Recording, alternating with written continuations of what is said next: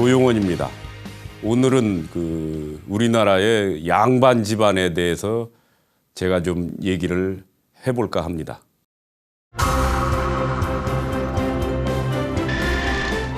삶의 질은 자존심과 품위를 지키는 삶의 방식에서 결정된다고 말하는 동양학자 조용헌. 그가 찾아낸 양반가의 도덕적 책임과 솔선수범을 통해 배우는 삶의 가치. 조용헌이 전하는 한국 양반 집안의 선비정신.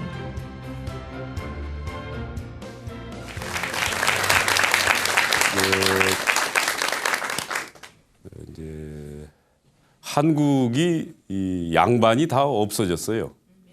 그래서 일본의 이런 식자층들이나 이런 얘기를 들어보면 한국에 가면 귀족이 없는 것 같다. 그런 얘기를 많이 합니다. 이 나라가 좀 고급 문화가 다 사라졌지 않느냐 이런 비판인데 이제 이렇게 된 이유가 우리나라가 6.25 때 전쟁이 나면서 다 양반 상놈이 6.25 때 없어졌어요. 그리고 지금 우리나라는 생긴 지 6.25로부터 계산하면 60몇 년 된 거죠. 신생국가입니다. 그러다 보니까 어느 나라나 그 나라 상류층, 사회 지도층이 가지고 있는 어떤 그런 도덕성이나 이 책임 그런 걸 갖출 시간과 그런 여력이 없었고 그냥 다 각자 도생한 거죠. 각자 자기 알아서 그냥 이 낮은 포복, 높은 포복으로 온 게 아닌가. 그러면서 이제 우리가 압축 성장을 했단 말이죠. 그래서 건물은 높이 올라갔는데 이제 그 건물을 유지 관리하는 콘텐츠가 없습니다. 이게 이제 압축 성장의 불행이죠. 하드웨어는 됐는데 소프트웨어가 갖춰지지 않음으로써 거기에서 오는 그 불일치가 사회 전반의 각종 부조리라든가 부패 그다음에 이런 안전사고 이런 걸로 다 연결되는 거죠. 그렇다면은 우리나라의 정말 이런 고급 문화, 사회를 지도해 갔던 지도층의 그런 양반 정신과 선비 정신은 어떻게 됐나를 지금 우리가 한번 살펴볼 필요가 있습니다. 우리 조상들이 했던 거니까 외국 사례를 듣는 것보다 훨씬 더 우리한테 설득력 있죠. 이제 처음에 나오는 집이 바로 이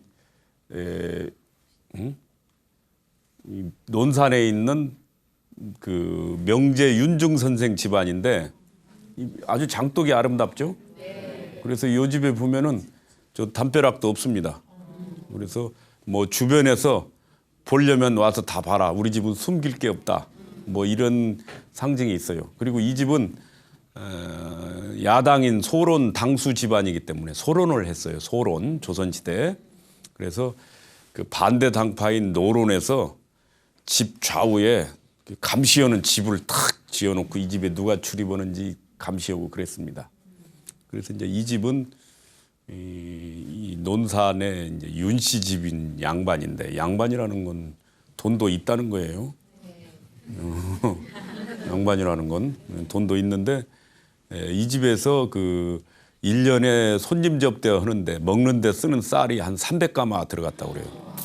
그러면 하루에 거의 한 0.8가마? 한 가마 좀 못 들어가는 밥을 해댔으니까 얼마나 손님들이 많이 왔겠어요. 그래서 이 집에는 독상도 한 20개가 있습니다. 독상, 혼자 먹는 상.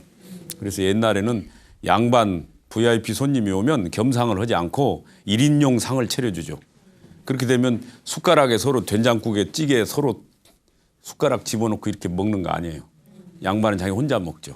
이게 우리나라가 6.25 이후에 생긴 습관입니다. 외국 사람들이 보면 깜짝 놀라죠. 이렇게 막 찌개에 서로 자기 숟가락 섞어서 먹는 거. 근데 요 집은 그런 독상이 많았어요. 혼자 먹는. 그걸로써 이제 이 집안의 품격과 그런 등급을 얘기하는 거죠. 이게 격이 높은 양반 집안일수록 독상이 많았어요. 독상이 많았는데 그 심지어는 저 강릉의 선교장 같은 집안은 독상이 한 700개가 있었죠. 그럼 700명을 동시에 이렇게 대접할 수 있는 그런 상이 있었죠. 그럼 하인이 몇 명 있었겠어요? 700명을 동시에 대접하려면 하인이 최소한 100명 이상은 있어야 되겠죠. 그러니까 이게 대장원이죠. 요 집의 선비 정신은 이제 뽕나무를 우리는 키우지 마라. 누에 고치를 하지 마라 이거예요. 당시에 이게 이제 돈 된다 그러니까 막 이 서민들이 할 건데 이 집에 이제 윤씨들도 양반이니까 막 우리도 누에 고치 해가지고 비단 이거 하는 거 그러면 고소득이다 해서 그걸 많이 했어요. 그러면 부자가 이런 거 하면 서민은 먹고 살 게 없죠. 그래가지고 이 집에 이제 그 어른이 계시는데 그 윤중 선생이 호가 명제인데 밝은 집이다는 뜻이에요. 우리 집은 부자 양반이니까 절대 누에 고치를 하지 마라. 그건 서민들의 먹고 살 거다. 그러면 이거 하면은 엄벌을 내리겠다 이랬어요. 어른이. 그런 카리스마가 있죠. 그래서 우리나라 뭐 작년인가 재작년인가도 재벌가에서 막 뭐 빵집도 하고 떡볶이도 하고 막 뭐도 하고 다 그랬죠. 그런 건 사실은 그 서민들 하는 건데 이게 이제 그 재벌이 하는 게 아니죠. 그런 게. 지금은 돈 많으면 상류층 됐어요. 돈 많은 집의 챔피언이 재벌이죠. 그러니까 지금은 재벌이 상류층인데 상류층으로서 갖춰야 될 그런 뭐라고 그럴까 매너라고 그럴까 품격은 없는 거지. 나 돈 있어. 그러니까 너희들 내 밑에 엎드려. 그리고 너희들 다 내 하인들이야. 내 종업원들이야. 이런 것만 있죠. 그러니까 이제 이런 게 잘못하면 큰일 날 처세입니다. 그건 철딱서니가 없는 짓이지. 사회 변동기가 되면 그 사람부터 다 죽습니다. 우리나라 역사에 다 그랬어요. 난리 나면 평소에 쌓인 개인 감정 처리하는 기간입니다. 그때 다 거덜내버려요. 거덜낸다는 건 뭐냐? 목숨 죽고 돈 다 뺏기고. 우리나라 역대 그랬습니다. 이렇게 부자가 위세 떨고 나 돈 있어 했다가 안 죽은 집이 없어요. 다 목숨으로써 보상했어요. 아직 지금 그걸 모르고 함부로 떡볶이 빵집을 하는 거야. 넘어갑시다 또. 여기는 저 해남의 윤선도 집안. 해남 여기. 집이 아주 커죠. 이 집은 뭐 그냥 불국사가 들어앉아도 될 만한 집이죠. 그래서 저 집은 그 지금 호남에서 500년 동안 계속 부잣집이에요. 저 집은 6.25 뭐 이런 거 아무 영향 안 받았어요. 6.25 때도 이 집 후손들은 우파도 하고 좌파도 했어요. 그래서 경찰서장도 윤씨들이 했고 인민군 무슨 도당위원장도 윤씨들이 했고 그래서 엎어져도 윤가요 뒤집어져도 윤가다. 이래가지고 이 집은 인물이 나니까 자기 종갓집 훼손하겠습니까? 다 자기 집안 후손들인데. 근데 이제 이 집이 이렇게 부자가 된 건 윤선도 때 간척 사업을 했어요. 우리나라 간척 사업의 원조 집안이 이 집안이에요. 뻘을 막아가지고 한. 그래서 그런 윤선도 때 그 간척은 땅은 다 이 집안으로 귀속시켜가지고 토지개혁 때도 그건 토지개혁 대상이 아니었다고 그래요. 우리나라 해방 이후에 토지개혁을 해서 이게 땅을 많이 가진 사람들 나눴거든요. 이렇게 그때 우리나라가 굉장히 평등하게 됐어요. 그 토지개혁을 돼가지고 우리나라가 평등이 됐기 때문에 그 뒤로 산업화돼가지고 이렇게 성장을 할 수 있었어요. 왜? 나도 하면 할 수 있다. 이게 됐기 때문에. 인도 같은데 카스트가 심한 나라는 해도 안 되거든. 근데 우리는 땅을 나눴기 때문에 어느 정도나마 이게 기반이 됐는데 이 집안은 그 간척 사업원 땅은 그 분배 대상에서 제외됐어요. 원체 고생을 했기 때문에. 뻘 그거 하면서. 그래서 이 집은 3개 옥문 적선지가라. 3번 감옥문을 열어준 적선은 집이다. 옛날에는 세금을 주변 사람들이 못 내면 감옥에 갔거든. 그래서 이 주변 사람들이 그 감옥을 갔을 때 이 집에서 세금을 대납해주고 옥문을 열어줬어요. 세금을 대신 납부해줬다 이거야. 주변 사람들. 그래서 옛날 양반 소리 들으려면 뭐 대신 뭐 돈도 내주고 뭐 이래야 양반 되는 거지. 내가 벼슬 높다. 나 양반이다. 너희들 엎드려? 이 그렇게 되는 게 아니에요. 양반 집안은 평판이 좋아야 돼요. 참 사람이 점잖고 후하다. 점잖고 후하다. 그리고 그래서 사랑채 많이 오는 그런 손님들 접대하고 그러죠. 이 집은 하여간 호남에서 지금 500년간 부잣집인데 호남 기호 남인의 본거장이라 그래서 예술인들이 또 많이 모였던 집이고 다산 정약용의 진회가 외갓집이라 다산 유배 갔을 때도 이 집에서 책을 다 가져다 자기 그 윗대 외갓집이니까 공부를 했기 때문에 다산이 그 시골에 갔어도 그렇게 책을 저수를 할 수 있었던 거죠. 다 뭔가 다 뿌리가 있어야지 되는 거죠. 평지 돌출이 어렵습니다. 이제 그 다음에는 이 경주 최부잣집. 그래서 이 최부잣집은 만석 이상의 재산은 사회에 환원한다. 뭐 이런 걸지. 아까 이제 저런 명제 윤중 선생이나 이런 분들은 도덕적인 처신, 누구한테 책 잡히지 않는 처신을 해서 유명한 집안이고 고산 윤선도라든가. 근데 이 경주 최부잣집은 재물을 가지고 많이 주변에 나누었어요. 나눴어요.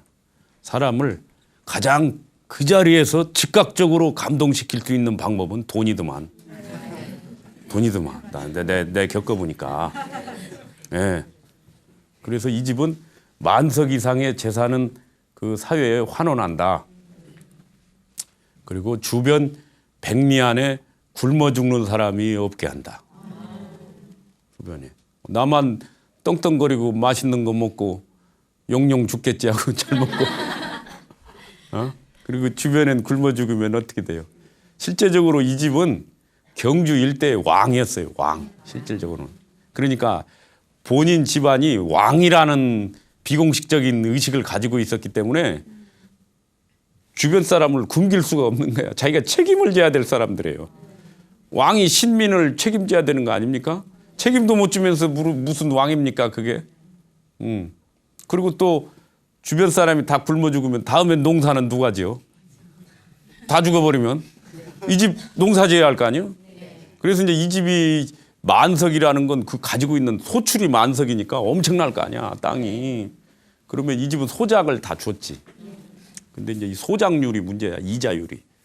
보통 좀 욕심이 많은 지주는 뭐 한 6할, 7할을 받았어요. 이게 예를 들어서 100만 원 농사 지어서 100만 원이 나오면 70만 원은 주인이 가져가는 거야. 근데 이제 이 집은 4할만 가져간 것 같아. 다른 사람보다 훨씬 적게. 그러니까 최부잣집 소작을 하려고 서로 요즘 말로 치면은 박이 터졌어요. 서로 그걸 하려고. 4할밖에 안 받으니까. 그러니까 이 집은 그 카리스마가 대단했죠. 사람이. 그래서 경주 최부자 종손이 이렇게 길에 가면 비 오는 날에도 옛날에 이 흙탕 길이었을 거 아니에요. 비 오면. 그래도 이 종손이 탁 가면은 그 흙탕길에서 엎드려서 절을 했대요. 경주 사람들이. 지금 요즘 우리가 이런 민주주의 시대에 보면은 좀 그게 이상할 수도 있지만 그만큼 최부잣집 혜택을 다 봤다 이런 거지. 최부잣집. 그리고 또 이 집이 그 과객 대접을 후하게 해라 해가지고 이 집에도 항상 그 상주원은 그 손님들이 과객들이 한 100명 정도 있었대요. 100명 정도. 그게 밥 해주고 어떤 과객이 가면은 또 옷도 해줬대요. 옷도 해주고 그리고 이제 이 집에서 머물다가 떠날 때는 그 이제 차비도 주고 옛날에는 차비를 돈으로 주는 게 아니고 이렇게 그 쌀대박을 한 쌀을 몇 대씩 줬대요. 그러면 이 집에 내가 들어보니까 그 뒤주가 쪼매는데 입구가 두 손만 들어가게 그래서 이놈으로 이렇게 퍼갔대. 두 손. 너무 많이면 많이 퍼가면 좀 그러니까 구멍을 적게 해가지고 조금씩 퍼갈 수 있대.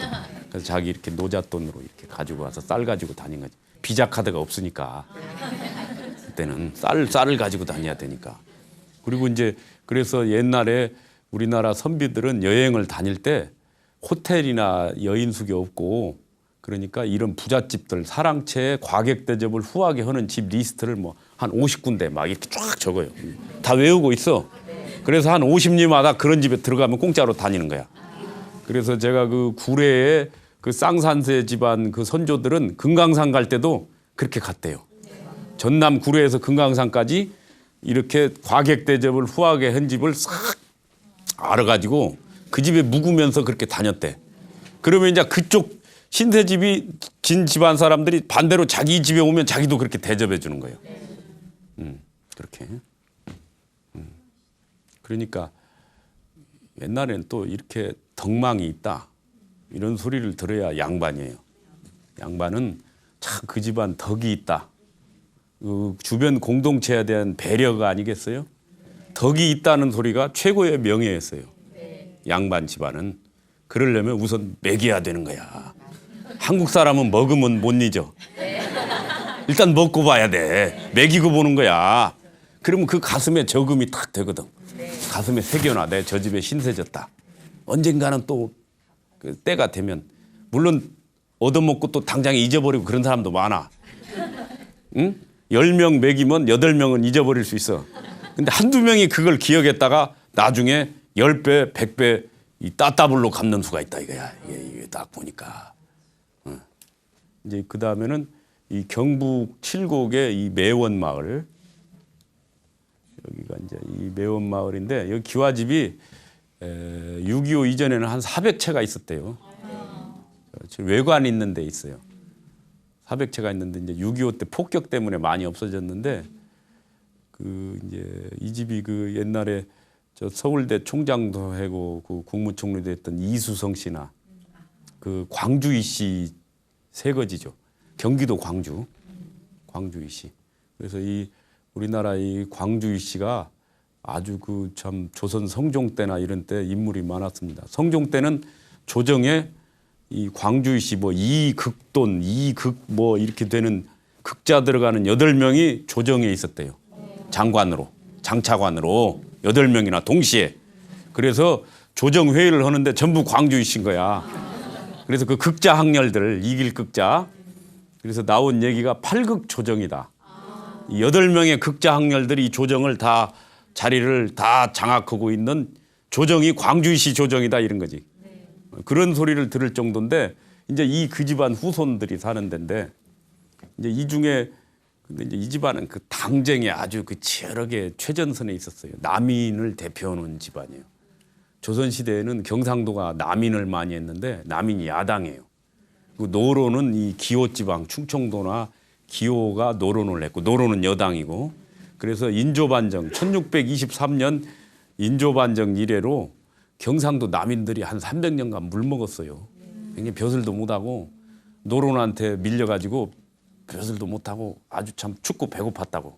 그때 이제 이 경상도 남인의 그 집을 대변해가지고 노론하고 정면 부딪힌 집 중에 하나가 이 칠곡에 있는 이 광주이 씨 집안들인데 이 집안에 그 숙종조의 그 이단명이라는 사람이 이제 경상 관찰사를 했는데 그때 경상도에 흉년이 들어서 다 굶어 죽으니까 아침 저녁으로 막 죽는 사람이 속출하니까 경상 관찰사로 와가지고 어떻게 이걸 해결해야 되겠는데 마침 그때 그 쌀을 실은 배가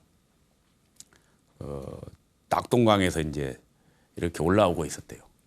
우리나라는 세곡 옛날에 쌀 이런 걸 실으면 남해안에서 하면은 삼천포나 이쪽으로 해가지고 저 지금 목포 돌아서 서해안 저 서산 앞에 뭐 이렇게 홍성 이런 데로 해가지고 이 한강으로 들어왔어요. 우리나라는 길이 없었기 때문에 배로 운반했다고. 쌀을 10가마니를 어떻게 지게에 지고 고개를 넘어가겠어요. 우리나라는 길이 없는 나라였어요. 배로 다녔는데 이제 덜어는 저 지금 그 태안반도 앞에 그 거기가 암초가 많아가지고 배가 많이 난파되니까 덜어는 낙동강 상류로 올라가가지고 상주 이쪽으로 해가지고 저 남한강으로 해서 거기 육지만 조금 옮기면 되니까 남한강으로 해서 서울로 들어오는 코스도 있었어요. 그래서 이제 전라도 순천 구례 쪽 쌀을 그 낙동강으로 실어가지고 이렇게 올라가는 코스로 있었는데 대구에 그 지금 가면은 그 화원이라는 데가 있어요. 화원 톨게이트도 있죠. 거기가 옛날엔 큰 나루터였어. 금호강, 낙동강이 만나는 데니까. 그 물류의 중심지다 이거예요. 나루터라는 건. 그래서 그런 국가 임금한테 바치는 세금을 실은 배가 거기를 지나가니까 이 관찰사가 그 배를 정지시키고 쌀을 퍼서 나눠줬어요. 근데 이제 그게 큰 위험 부담이 있지. 왜냐? 임금 결제도 안 받고, 허가도 안 받고 자기 마음대로 관찰사 마음대로 그걸 하는 건 잘못하면 큰 범죄 행위에 해당되죠. 그러니까 그 더군다나 그때 당쟁이 치열할 때인데 반대 당파에서 이단 명의는 지 마음대로 국가 세금을 지 마음대로 처분했다. 이렇게 이제 되면은 이건 잘못하면 죽을 수도 있거든. 그걸 무릅쓰고 이단 명의는 이 세금 내가 어차피 이거 다 흉년의 백성들을 구제해야 되는데 이 배가 서울에까지 갔다가 다시 또 이 쌀이 내려오려면 그때 한 달 이상 걸리는데 그 사이에 다 죽는다 이거야 그러면. 그래서 그렇게 직권으로 세금 실은 배를 정지시켜 가지고 그렇게 했어요. 그래서 그래가지고 이제 나중에 탄핵을 받았지. 노론이 저 광주이시 이암흑에는 지 맘대로 저걸 했다. 저걸 징역 10년에 처해야 된다. 이런 식으로 이제 저거 벌금 물리고 이래야 되는데 이제 나중에 그 가람 이연일이라고 그 재령이시 집안인데 소설가 그 이문열이나 지금 정치인 이재호나 이 사람들이 그 재령이신데 그 조상입니다. 이연일이도 숙종대 당대 영남 남연을 대표하는 논객이었죠. 이연일이가 변호를 했어요. 정치는 시위에 적절하게 하는 게 핵심인데 주자 말씀에 지금 이건 시위에 적절한 행동이니까 이걸 가지고 벌 주면 안 됩니다. 이래가지고 결국 넘어갔다고 그래요.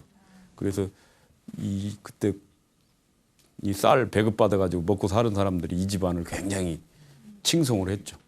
그래서 지금도 그런 기록들이 남아 있어요. 그다음에 이제 그 전남에 가면은 그 고경명 장군 임진왜란 때 이 집안이죠.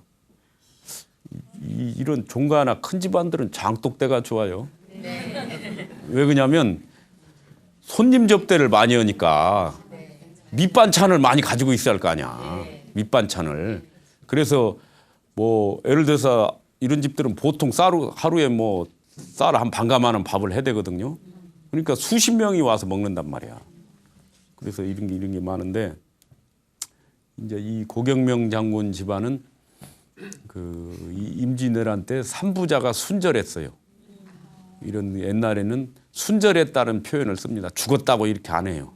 저런 큰 나라를 위해서 장렬하게 전투에 나가서 전사하면 그때 가서 죽었다. 그러면 속으로 저 사람은 교육을 좀 못 받은 사람이구나. 순절했다. 이렇게 좀 약간 어렵지만 그런 표현도 써야 됩니다. 그래야 양반 티가 납니다.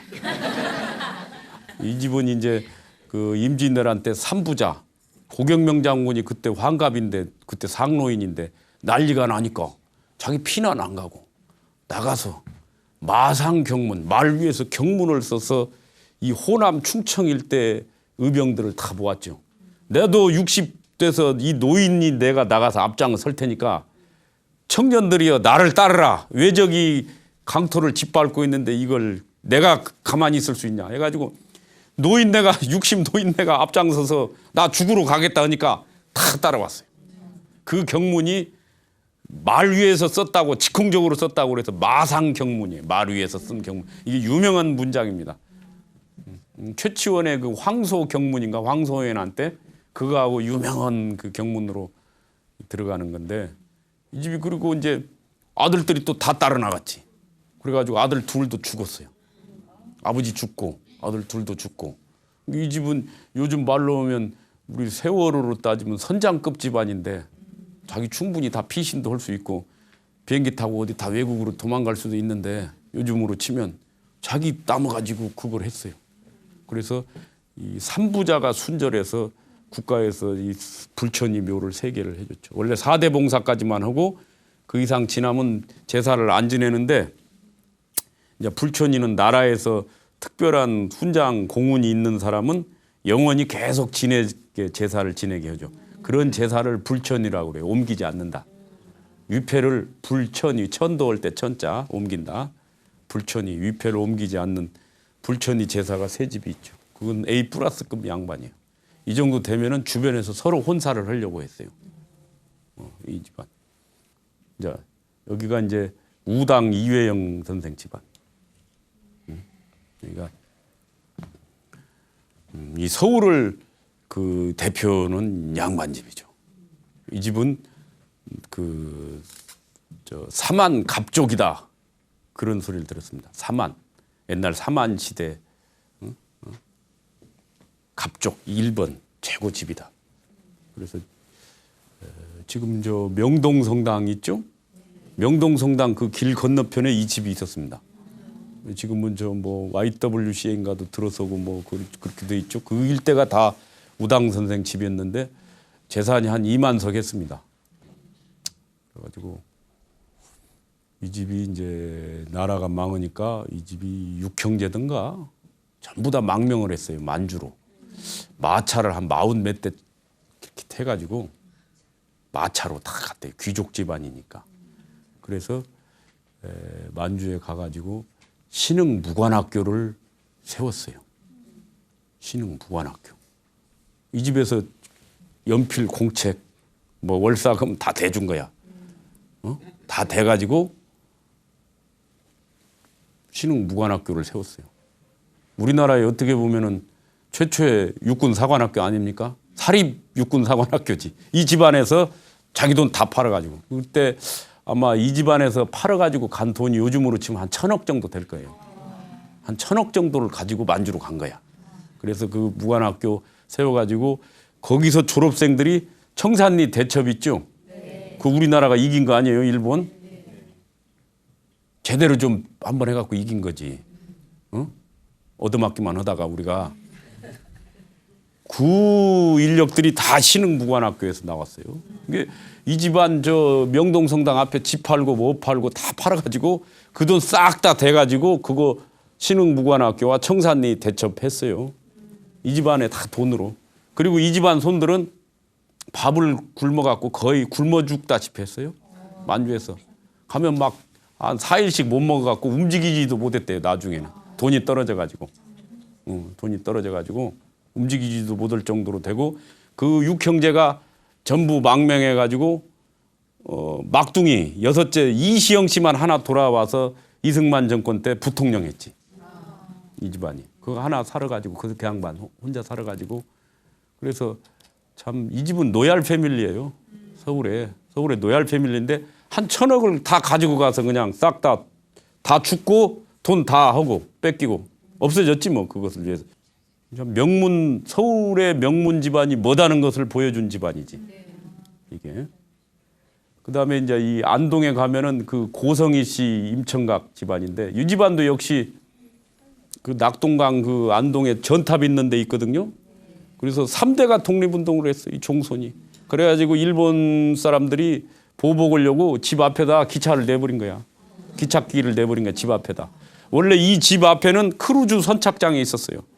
낙동강이 뱃놀이 하러 다니는 쫙 그 타고 다니는 배 타는 나로 그게 딱 앞에 있었다고. 대문 앞에. 그러면 딱 문 앞에 나가면 그냥 낙동강 뱃놀이 하러 다니고. 이 집안 조상들이 그 뱃놀이 하면서 읊은 시들이 있는데 여기도 역시 초대 종손이 석주 이상용 선생. 영화배우 같이 생겼지. 그래가지고 초대 임시정부 국무령 했지. 그래가지고 이 집이 안동 일대 제일 가는 부자였어요. 그리고 집도 이게 언덕에 있는데 이 집이 쓸용자로 돼 있는데 아주 집이 입체적으로 동선이 편리하면서 독립적이면서도 집이 연결돼 있어요. 그 쓸용자로 돼 있는데 아주 집도 구경도 할 만해요. 언덕에 쫙 지었어. 집이 그리고 임진왜란 이전에 지었기 때문에 이런 재료나 집 짓는 공법이 아주 고급스럽게 진 집이에요. 다른 사람들은 임난 이후에 진 집들은 좀 기술이 떨어져. 임진왜란 난리 나가지고 인프라가 다 파괴됐기 때문에. 파괴되기 이전에 이 지은 이 집들인데 이 집은 그냥 그 3대가 종손이 내려 할아버지, 아버지, 손자 때까지 다 독립운동했잖아. 그래가지고 그 후손들이 고아원에서 컸어요. 이 부잣집 후손들이 고아원에서. 나 이 집만 보면 참 가슴이 아픈데 그 우리가 참 선비가 뭐다. 우리가 안동 양반이라고 그러는데 안동을 양반의 도시라고 그러는데 안동 양반이 뭐다는 것을 보여준 집이 이 고성희 씨 안동 임청각 집안이에요. 너무나 풍류 있고 멋진 럭셔리한 집이었는데 그냥 일제 때 그냥 다 가서 그 후손들 고아원에서 크고 그 후손 하나만 그 형이 막 일해가지고 그 후손 하나만 대학 한 명 나온 후손이 있어가지고 참 이 양반이 뭐다는 걸 안동 양반이 뭐다는 걸 그 보여준 그 기계를 보여준 집이 이런 집들입니다. 그러니까 우리나라의 그런 한국이 조선조가 500년이나 역사를 가진 나라인데 다 정신이 있고 도덕이 있었기 때문에 그만큼 간 건데 지금 우리 사회가 이제 돈 가지고 이걸 전부 양반이 되는 상류층이 되는 이런 시대에 왔는데 이 지금 한국에 돈 가진 사람들은 한 번도 검증을 받아본 적이 없는 집단이에요. 이게 60년밖에 안 됐잖아요. 6.25 이후로 됐으니까. 허다못해 아프리카의 추장들도 추장되려면 뭔가 노블레스 오블리주 보여줘야 돼. 뭔가 자기가 주변을 위해서 희생하고 모범을 보여야 추장으로 받들지. 추장이 뭐 난리 나면 제일 먼저 도망가면 누가 추장으로 받듭니까? 근데 우리 아직 한국 사회는 6.25 이후에 그런 결정적인 어떤 사회 변혁, 상류층이 자신을 도덕적으로 입증해야 되는 테스트가 한 번도 없었어요. 이게 지금 사상 누각이라. 그러니까 아무도 존경을 하지 않고. 근데 이렇게 되면 곤란해. 서로 계속 치고받으니까. 네가 돈 몇 푼 있다고 네가 지금 그러냐? 자식 너 나쁜 놈 아냐? 이런 식으로 되면 만인과 만인의 투쟁이 되고 아무도 권위를 인정하지 않으면 잘못하면 이게 카오스가 돼요. 난타전하다 자멸하는 수가 있어. 이게 기강이 안 선 거야 나라가. 그러니까 그 기강은 주먹으로 세우는 게 아니고 역시 그 카리스마. 카리스마는 뭐겠어요? 다른 사람을 감동시켜야지 오는 거지. 승복하지 않을 수 없는 어떤 그 도덕적 권위. 이제 이런 게 지금 안 세워지면 한국 사회가 이게 잘못하면 난리 부르스 되는 거 아닌가. 저는 그런 생각이 듭니다. 그래서 우리가 이 시점에서 우리 선비들의 우리 조상들의 선비 정신을 우리가 되새겨 봐야 됩니다. 그리고 우리가 그런 선비 정신의 뿌리가 있는 뼈대가 있는 나라예요. 우리가 콩가루 나라가 아니라 그 얘기입니다. 그래서 제가 오늘 그런 뼈대 있는 집안 그런 얘기들을 짧게나마 제가 우리나라 뼈대 있는 양반 집안 얘기는 여기까지입니다. 뭐 질문 있으시면 받겠습니다. 네. 요즘 인문학이 유행인데요. 인문학? 네, 인문학에 대해서 어떻게 생각하시는지.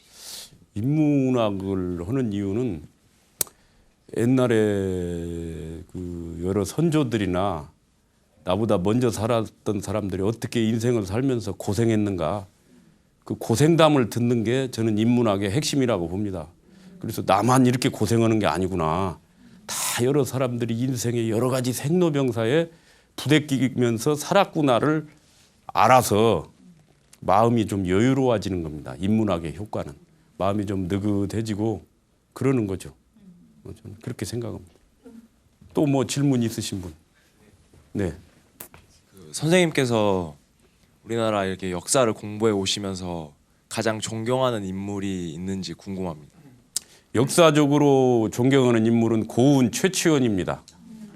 고운 최치원은 우리나라 전통 사상인 유불선 사상을 다 융합한 분이죠. 그러면서도 풍류도라는 자기 주체 사상을 또 세운 분이죠. 그러니까 포용력이 있으면서도 자기 중심이 있는 저는 그런 점에서 존경해요. 우리가 너무 좌파 우파 해가지고 치고 패는데 그래도 좀 너무 좀 융합을 해가지고 그리고 또 자기의 그 고유 정신을 세우는 그리고 또 전국을 다 방랑하면서 돌아다녔고 마지막에는 가야산으로 들어가가지고 산속에 들어가서 안 나와버렸잖아. 그것도 참 그 끝맺음을 멋있게 한 것 같아요. 저는 그런 점에서 존경해요. 답변이 됐는지 모르겠어요. 또 다른 분 있습니다. 예. 풍수지리로 유명하신데 집에 밝은 기운이 들게 하는 방법이 있나요? 그 밝은 기운은 그 햇볕을 많이 받는 게 밝은 건데 이제 요즘 아파트에 사니까 어항 같은 걸 하나씩 놓는 것도 괜찮다.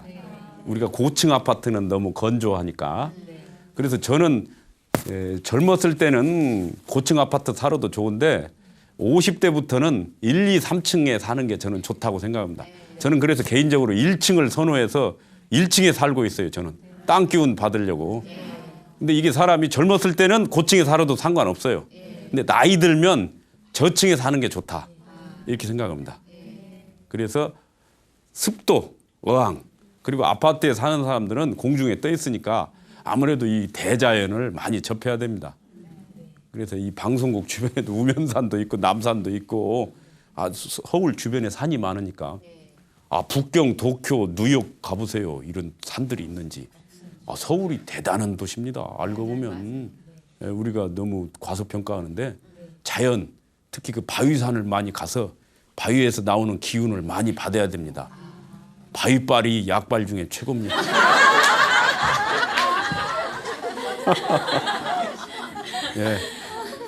예.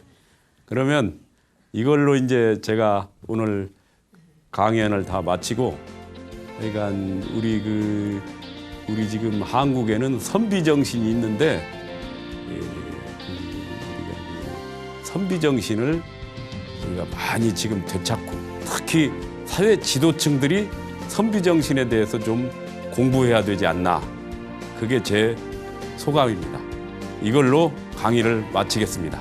감사합니다.